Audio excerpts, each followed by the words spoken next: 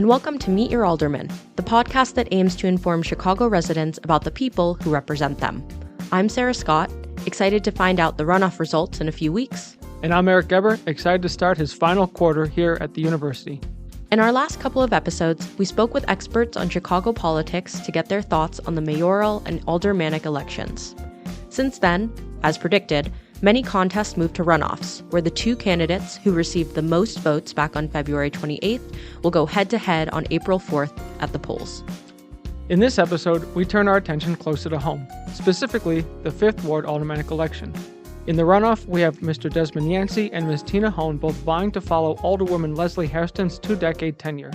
As a quick reminder, the 5th Ward covers Hyde Park and the University of Chicago, as well as parts of Woodlawn, South Shore, and Greater Grand Crossing.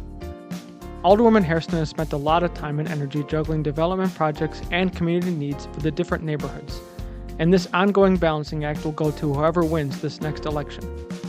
We spoke with Desmon Yancy about his platform and hopes for the 5th Ward. A longtime South Shore resident, Mr. Yancy has been involved in grassroots community organizing for most of his career. His most recent accomplishment is his leadership within the Grassroots Alliance for Police Accountability, or GAPA, and Empowering Communities for Public Safety Coalitions. These initiatives successfully pushed Chicago to create the Community Commission on Public Safety and Accountability. Mr. Yancy expands on what went into this work, as well as how his background in community organizing shapes his approach to politics and the city council. As a busy aldermanic candidate, Desmond was in transit during our interview, so we apologize for the sound quality issues. We hope you enjoy.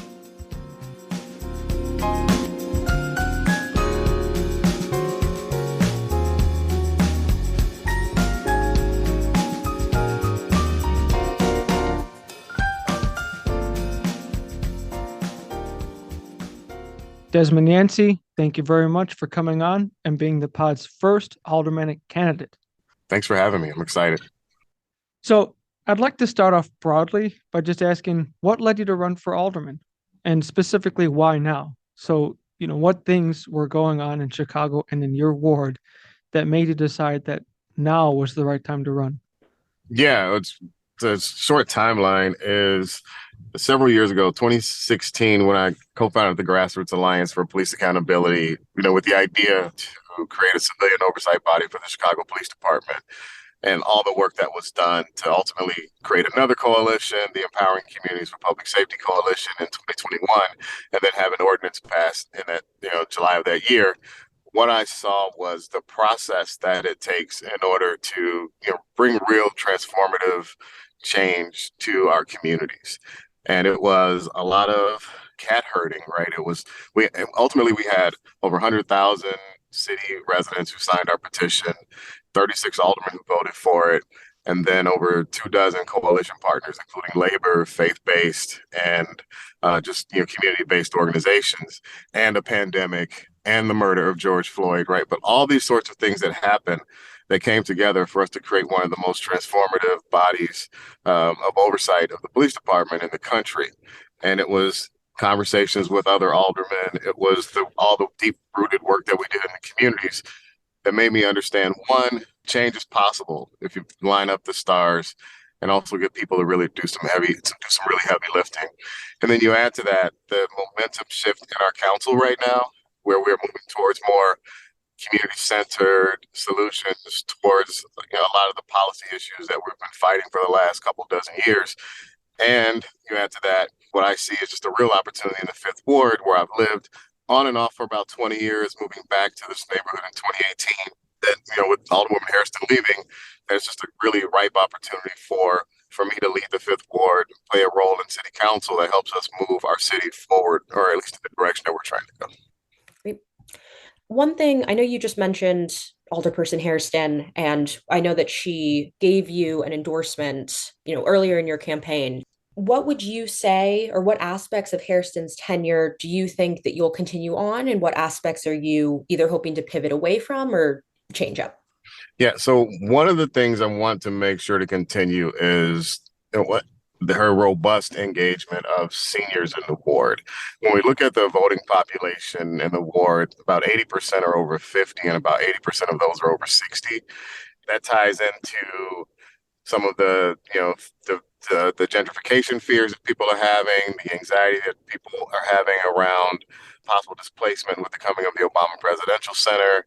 Senior engagement is really important. I also think it's going to be key to my hallmarks of my campaign, which is building an intergenerational space. Because when we look at the disinvestment in our youth, we've got a bunch of really talented people, seniors and retirees in the Fifth Ward, who have been asking on the doors, what can we do to help? On one end, it's continuing our engagement with the seniors, but I think making it a little bit more connective to the issues of the community.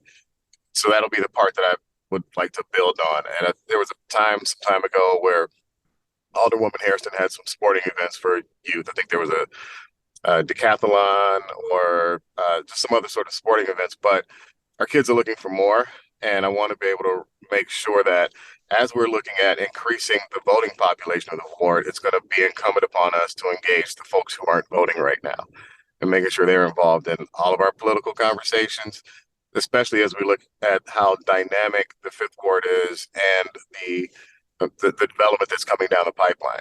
So when we think about what stores we want on 71st Street or what kind of community-based organizations or resources for young people, I think young people should be a key part of that conversation because they're going to be the ones who are going to be around longer to benefit from that development. And just to follow up on that, I just want to ask a question just with voter engagement for the younger members of the ward, but also a kind of concept that's kind of gained popularity in city council, the idea of participatory democracy, maintaining voter engagement throughout your time as an alderman. So what are your thoughts about things like participatory democracy? And then what are some strategies that you have for actually increasing voter engagement, one, among younger voters, but on two, across your entire term? Yeah, I'm all for it. If it was any more evident than my experience in building the coalition, it took 6 years. There were a lot of really hard conversations, but we often found ourselves in places where there was someone who led an experience that we hadn't considered in the discussion that allowed us to pivot and make sure that that voice was heard as we developed our policy. And so as we look at more democracy, more transparency in our government, to be able to do that at the aldermanic level, I think is going to be key because that's where people's most local connection to government lies and probably the institution that they are probably the most critical of because it's so close to them. And to be able to bring people into that is going to be important. So I see it happening in a number of different ways. I want to revisit the precinct captain model, which is typically lied with the party, and to be able to revisit that in a way from the office that takes the 25 precincts that we have. You can really break the ward up into quadrants per community, not evenly, but the Hyde Park part, South Shore, Woodlawn, Greater Grand Crossing, and to be able to have leaders that are a tree of information. That information trickles down and then it goes out into the community, but it's a two-way street so that the information also comes back and comes back through regular communication so that we can be more responsive to the needs of the community and also be able to get information out relatively quickly, whether it is street closure for a movie taping or some emergency or a block club party or just some other opportunities around how we use our venue money to make sure that we're building the community that we want. It's not coming from the top. It really is having the people make those decisions. And obviously, as an alderman, you'd be a part of city council, you'd be representing Hyde Park, South Shore, Greater Grand Crossing, and Woodlawn, but also thinking about city problems. And so curious how this would kind of extend out to your vision for yourself and city council or some of those priorities that you'd want to be addressing. Yeah, so on the priority side, public safety is paramount. It's in front of all of us right now. It's also part of this mayoral conversation that we're having.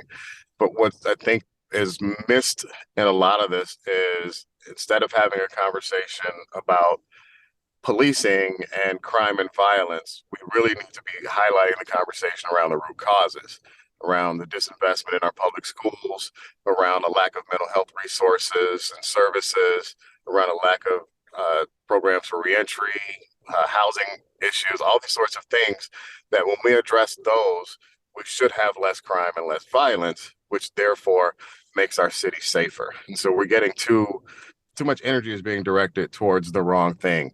And when we talk about the sort of change we want to create in the city, it goes back to we need 26 votes to pass any real significant legislation.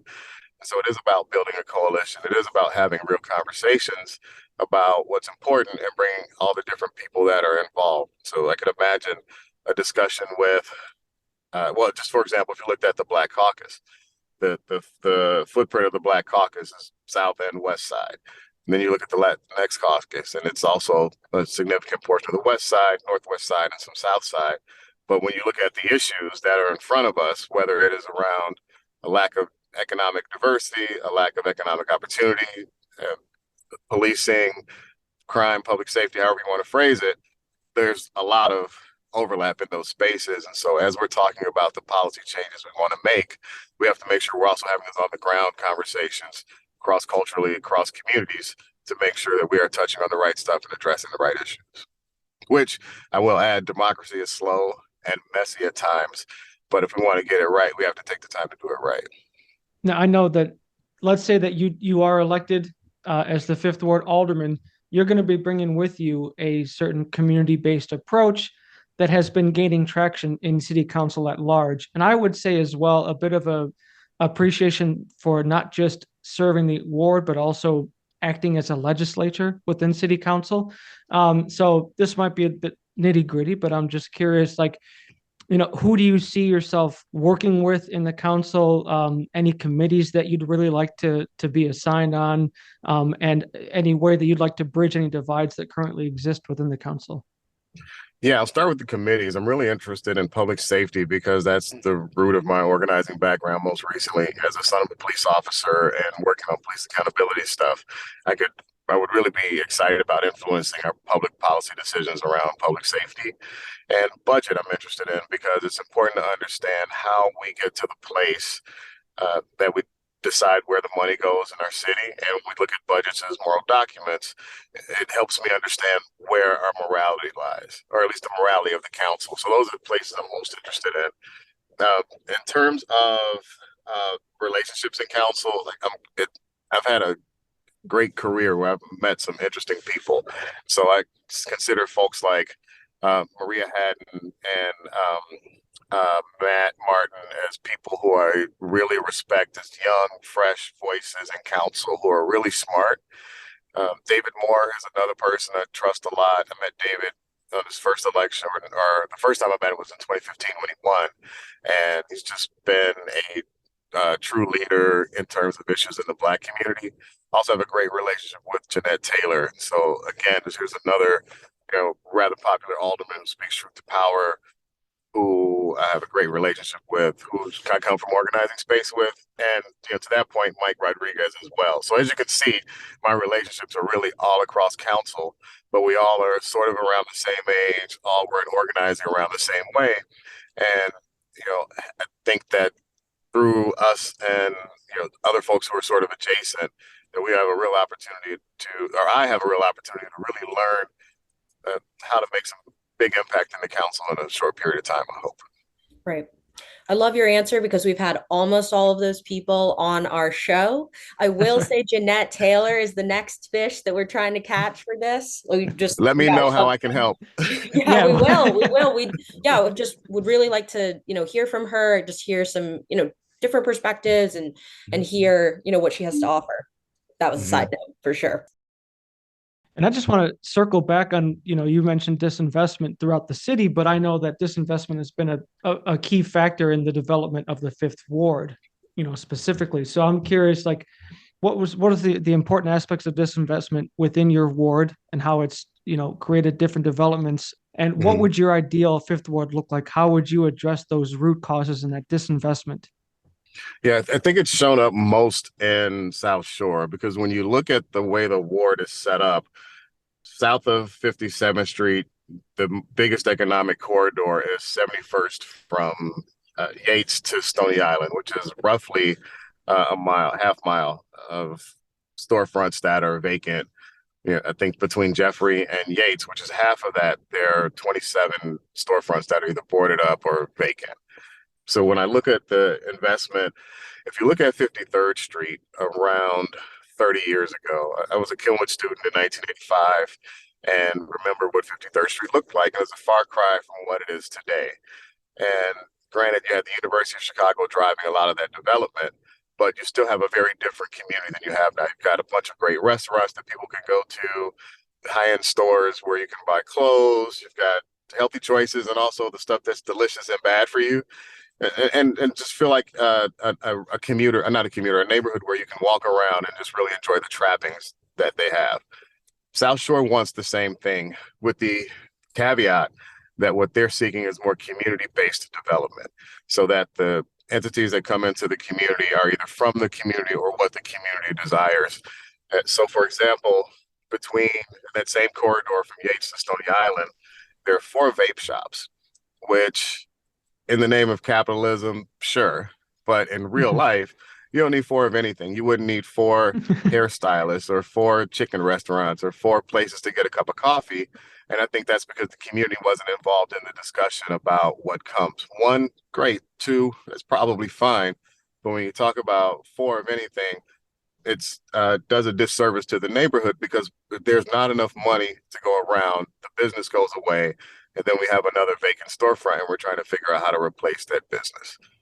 One more thing that I'm really keen on is a small business incubator, where you have an investor who's able to revitalize a storefront, and then instead of leasing out the property for $2,000 or $3,000 a month, to be able to lease out shelf space, cooler space, have training for entrepreneurs, the sorts of things that help grow businesses, and then revitalize the neighborhood by being able to act as a supporter of local business. So that way we're able to grow, replace a storefront that is vacant, put a few businesses in there, allow them to grow some capital, and then that money gets spent back in the neighborhood, and we're able to do the things that we're trying to do. Right.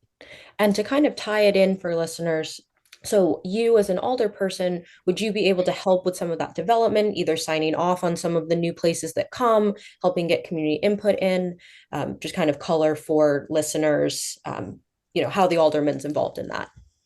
Yeah, all of those things, right? And this goes back to using democracy in the ward to determine how the ward grows. So I could imagine having a community meeting about a business plan for an entrepreneur who wants to do something in the neighborhood. So again, we're making sure that what we bring fits the color and spirit of what we're looking to create. And yeah, I think that's just the most successful way for us to build the community that we want, is to make sure that the people who have to walk those streets every day and stand at the bus stop and take their kids to school have say-so in what comes.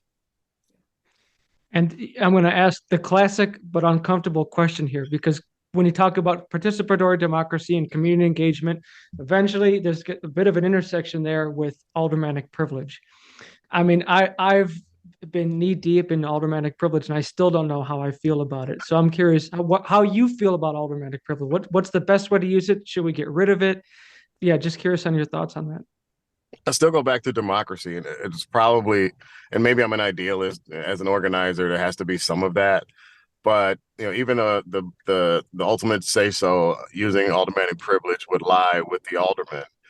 There's still an opportunity for the community to be involved in and influence the conversation and influence the vote. And I think with this last administration, the plan to sort of pull that power away from aldermen caused more problems in the community than I think was anticipated. For example, I worked at Alderman Hairston's office for about 3 months during the summer of the 2019. And there were regular block club parties that some block clubs have been having for years, if not decades. But because of this shift in aldermanic privilege, that process now had to go through downtown, which was a much slower process. In some cases, events weren't held. In other cases, they were postponed. But it's the unintended consequences of absolute power, one way or the other. And so it's going to be really important that if we're able to reestablish that with this next mayor, I commit to using it in a real transparent way that makes for the truest process of the power to be wielded more collectively instead of just individually. I mean, this goes back to, is power good or bad? It's relative. It depends on how people use it. And I know that typically aldermanic privilege has been used in a way, in some cases, and probably the most egregious cases, against the community, and I don't want to do that. For sure. So our next topic is kind of switching a little bit more into like the actual race itself. I know that a lot of what we've talked about is issues and your stances on different, your positions on different topics. But we would love to know, obviously, the runoff is between you and Tina Hone. And we were curious what you believe is the greatest contrast between yourself and your opponent. Yeah, I think Tina represents Democrats from a different time. She often talks about being able to, move the levers of the machine, whereas the last 15 years or so, we've been working to really dismantle the machine because all it has done is, sort of take a cookie cutter approach to resolving the issues in the community when our communities are much more vibrant, less monolithic than that, and require much more community-centered touch in the way that policies are created and that issues are addressed. She's gone as far as to go on the record and say that she won't stop gentrification, which goes back to a previous question about how we want more in our communities, but we want to be able to have say-so in what happens. And for many, gentrification sounds like the opposite. It sounds like great stuff coming for people who aren't here now, but people who are coming later. Even with respect to the South Shore CBA vote, this most recent election, there were 11 precincts in South Shore that voted. Over 90% of the population, or around 90% of the folks who voted, said they voted in favor of it. And again, my opponent has gone on record saying she doesn't fully support the CBA, and that you can't really trust the results because people may not have read what they voted for, and it's extremely dismissive of the will of the people. And so my work being rooted in community organizing, working on community-centered developments in Inglewood, doing community organizing all across the city, I know that the people who are most impacted have a lot to say about the solution. And what I've also learned is that when the people who are impacted come up with the solution, they're more inclined to do the work to make the solution work instead of letting, others who come into the community with the solution and leave them to their own devices because it's not their plan. And so it's important, again, to make sure that the community is involved in our growth. And I don't think Tina feels the same way about it. That's the key differences between us. Got it. Thank you for that information. So switching gears a bit, going off of your interest in community policing and public safety, what are your hopes for the newly elected police district council members? And how do you see their role or the importance of their role in deciding who the next chief of police will be? Yeah, so for some context, my work at GAPA and ECPS created the district council positions. And the thought behind that is that we would have these hyper-local elected officials who are charged with the reimagining of our relationship with the police department so that our communities can feel safe. And for context, to have a community like Mount Greenwood versus Inglewood, they have very different needs around public safety and also very different concerns. And so to make sure that there's a space that lives outside the police department to have real honest conversations, it's going to be key. So the Fifth Ward shares two police districts, both the second and the third police district. Through my work at ECPS and through the election, I've built a relationship with a number of the folks who have been elected.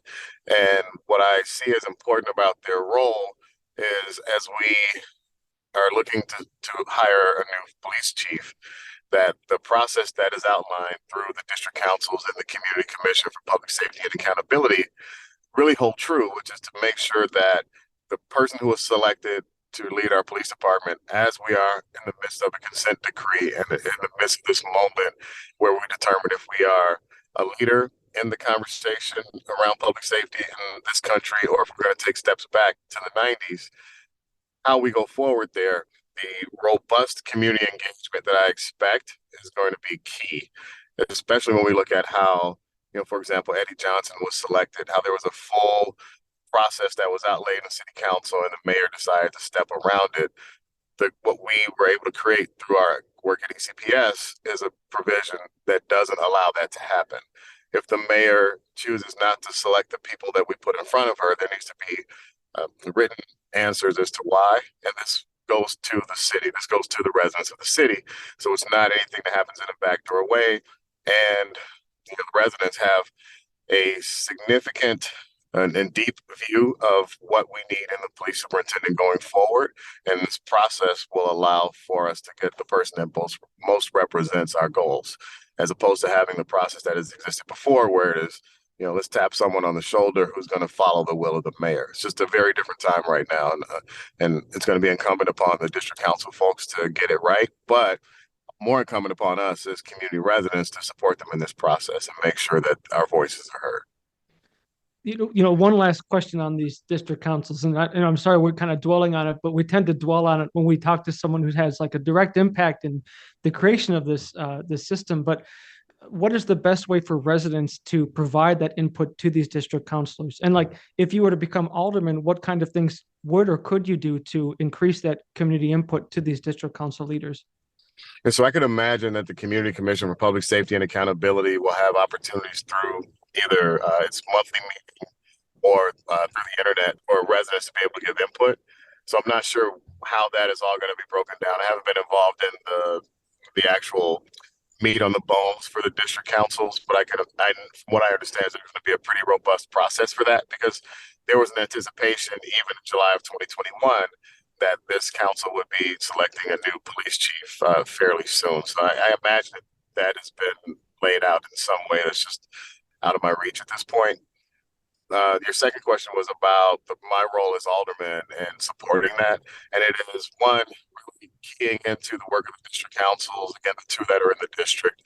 Two, using my power as alderman to highlight these conversations with residents in the ward and outside the ward. So I have a commitment to South Shore to not stop my work at the boundary of 71st and Yates, to reach past that with the other South Shore aldermen like Greg Mitchell and Michelle Harris to have more robust conversation. Similarly with the 4th Ward in Hyde Park and 20th Ward with Woodlawn and Greater Grand Crossing. So I can imagine having some sort of ward specific conversations to make sure that those community concerns are heard. And I think it's going to be a rather fast process to find out who our next police chief is. But I can imagine a lot of community engagement around it because of where we are in this moment around public safety in Chicago. Great. Thank you for all of that detail.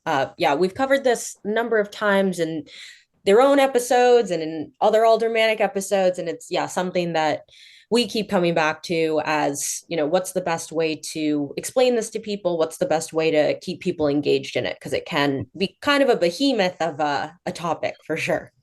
It is, definitely. You're welcome. And then for our last batch of questions, so obviously we're students at the University of Chicago, and I know that a lot of students at the university are pretty interested in local politics, Chicago politics, obviously. So if you could make one pitch for your candidacy specifically to students at the university, so keeping in mind that, they're here for 4 years, 4 to 6 years, and then might move on. But what is something that you would kind of pitch yourself to voters? Yeah, there's an enormous amount of influence that students at the University of Chicago can have on all of our policy. And I think the first thing we need to do is make sure that, at least with my office, that there isn't a delineation between temporary resident or not, right? If you live in the ward and you have concerns every day, unfortunately, a couple years ago, I think or a year ago, there was a U of C student who was murdered during a violent crime. So the impact can be felt both ways. And so it's important for UC students to get involved in the stuff that they are important. I mean, that is important to them. And as alderman, I have an open door policy for that. And I'll pivot to organizations like BYP 100 or even STOP, Southsiders Together Organizing for Power. Their roots are at the U of C. It's just been a great place for advocates and advocacy over the last couple of years, or probably last 10 years or so. I'll also add that Chicago's progressive politics are in a very special place right now. So there's no shortage of opportunities for people to get involved, no shortage of movements that are happening simultaneously, and particularly where those intersections are. I think that if it weren't for young people, we wouldn't have police accountability that we have today. So there's nothing for me to get in the way of young people who have an interest in changing the world that we live in. And as alderman, I want to make sure that there's space available for those discussions or for that activism to live. I would also say, kind of more from an educational perspective, so something when Alderperson Hairston was on with us, she talked a lot about the university's relationship with Hyde Park and how that can be a fraught relationship, to say the least.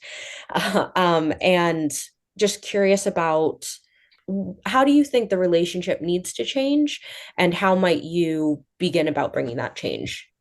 Sure. I think that the University of Chicago has this really polarizing relationship with folks in Hyde Park. And then by virtue of that, well, Hyde Park and Woodlawn, and then by virtue of that, South Shore on the outskirts. And it's important to acknowledge that Hyde Park today wouldn't be what it is if it weren't for the University of Chicago, particularly 53rd Street. You have to acknowledge that the University of Chicago is one of the largest employers in the city and is the largest employer in the ward. So there are some caveats that come with that. However, I think that the time has passed where it's willing to accept what an institution, even as storied as the University of Chicago, is telling the community what we're doing. And so, as long as the UC is willing to pivot and be much more forward and transparent in the work that it is doing in the community, bring more community folks into the conversation and bring them in earlier, then there could be a relationship that takes away the stigma of the big bad bully that exists in Woodlawn and South Shore, and makes them more of a partner in the growth of the community. Very well put. Are there any other issues that you'd like to bring up that you'd like voters to know about? Today is Thursday, so I think there was a vote yesterday on the Promontory Point landmark status. So, it's been a 20-year effort, but it is, the will of the people prevailing again. And as long as folks are willing to stand up and support this stuff in the community, I think that you're going to have, in me, an elected official who's willing to go to bat and support all that as well. In terms of other issues, with public safety being paramount, I think we covered that almost ad nauseum today. The economic development is going to be key. We haven't talked about the Obama Presidential Center, right? So the OPC is, another one of those another polarizing figure in the community. And I think with its new leadership and Mike Strackmanis and his willingness to make sure that the community is involved in the work that's going on, as long as he lives up to that, I think we're going to be fine. But we can't shy away from the fact that there are residents in the Fifth Ward who are at least a little bit concerned about either being priced out of their place because they can't afford the rent anymore, or property owners who can't afford to make the upgrades or updates that they need in their properties. This is condo owners as well, who may find themselves selling to some out-of-state entity because they can't afford to stay. And it's another way that people get displaced out of communities. It's not just they can't afford to be here, but the cost to stay here is too high. And so they opt to save money or to go somewhere else. As long as I'm in the ward, I'm going to work to make sure that the community is invested in, so that we can reap the benefits of the development that's coming, right, with minimal displacement and with minimal harm on the community. Right. And so the last question that we have might be the most important for voters, but we're curious to know, where is your favorite place to get non-deep dish pizza in this city? Giordano's on 55th Street or 53rd Street. Yeah, it's non-deep. I get the thin crust at Giordano's. The thin crust. Okay. Yeah. Make sure. Yeah. No. I'm a thin crust guy, but Yeah. Giordano's just reminds me of my time at Kenwood and time working in Hyde Park, and it's more nostalgia. However, I'll add that Italian Fiesta on 71st Street, 71st and Bennett, I think, is kind of like the best sort of greasy, cheesy, decadent pizza. So Giordano's is kind of like fork and knife pizza. Italian Fiesta is more like bar pizza. So I can take either one of those. I'm glad you said that, because I bet if I had come across Italian Fiesta, that the name might have turned me off. But if Desmon Yancy says it tastes good, then I'll be sure to check it out if I'm in the area next time. Yeah, it's a multilingual kind of thing, working with Yeah, Italian right. Fiesta. However, they've also got one on 47th in the mall where Benny's is. So they've got a couple on the south side, and it is that like yeah, you get it home and the bag is almost see through, but it's so good. Thin Oh cracker man. crust, but cheesy and salty, all the good Hmm. stuff. Yep. You Hmm. need the go-tos. You need your fork and knife, you need the greasy bag, Yeah. must-haves, especially for the late night study sessions. So students who are Depends on Yeah. yeah, go depends on who there. you're hanging out with, right? And what your That's budget right. is. That's right. But the greasy bag is a Chicago icon. The greasy bag and the 2 liter of RC cola, that is, you could put that on the flag. That's how iconic Right. I think it is for the city, you know. And the pie's got to be square cut. Don't forget. That's right. Absolutely. No, yeah, no pie cuts. Desmond Yancy, thank you very much for coming on and taking time out of your busy day. If Desmond Yancy is the man for you, be sure to punch 59. Yeah, vote yes for Yancey. It's easy to remember because it makes you smile. So thanks for this, y'all. I appreciate it. Thank you. Yeah, thank you.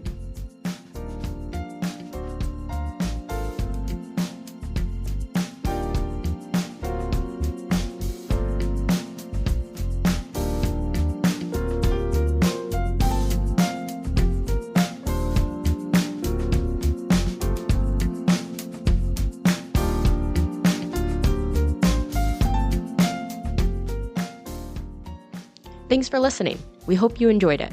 If you like the show, please rate and review it and let your friends know. You can also follow us on Twitter by searching the podcast name or the handle Tweet Your Alderman. That's your spelled U-R. This episode was produced, recorded, and edited by myself and Sarah Scott. Special thanks to Jeff Biddle for research support. Graphic design was done by Olivia DePriel. And as always, shout out to the University of Chicago Public Policy Podcast Group. That's all for now. We'll see you next time.